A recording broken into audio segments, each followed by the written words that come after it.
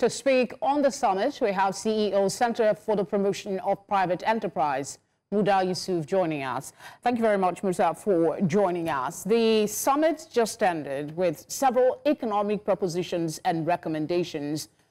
What stood out for you?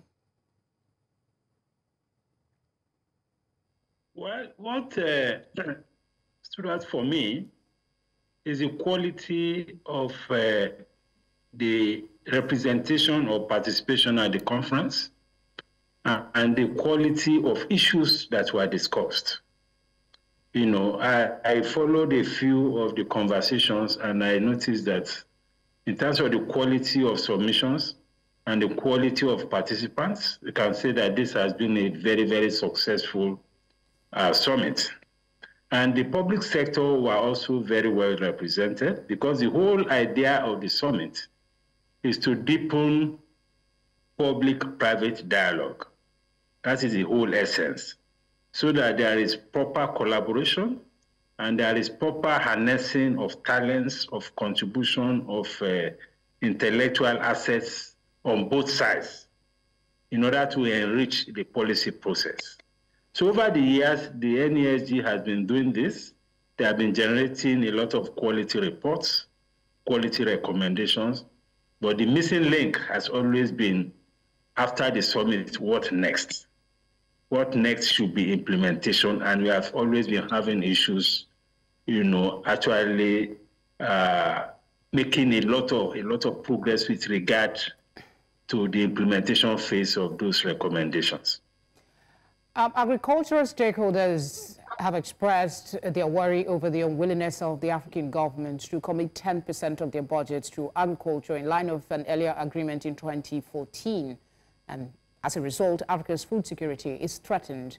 What measures should be deployed to address this, in your view? Well, for me, it's not even so much about budget issues.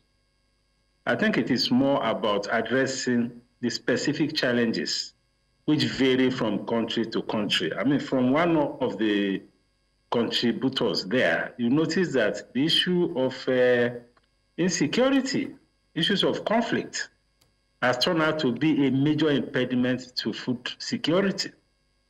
You know, and he said that I think about 60% of their resources has been spent on that. And of course, you have that experience in Nigeria. One of the major challenges we have with respect to agriculture in Nigeria is not so much budget, because if you earmark any particular amount of money, there's no guarantee that those monies will be spent directly to impact productivity in agriculture. I'm not saying money is not important, but there are much more important things. And the current context of agricultural productivity in Nigeria, for instance, insecurity is perhaps the biggest problem that we have. Insecurity, terrorism, kidnapping, and all of that. Most of our food-producing areas now are not producing optimally. Most of the big investors that had invested in big farms, commercial farms, many of them have abandoned those farms. So insecurity is perhaps even much more important. Issues of rural infrastructure, issues of inputs, you know, agricultural inputs at affordable prices, possibly even subsidized. You know, I mean, you are talking about improved seedlings, you are talking about fertilizer, you are talking about agrochemicals, agric equipment, tractors, harvesters. All of these things are beyond the reach of many of the farmers. Unfortunately, many of them are smallholder farmers. Then we are talking about technology. If there's any sector where we have inadequate application of technology, it is in the agricultural sector. Most of our practitioners, particularly in crop production, are still adopting all these traditional means of farming, of hoes and cutlasses and all of that. Much work indeed. You know, the world has gone beyond that. So we need to do a lot more in application of technology to agriculture.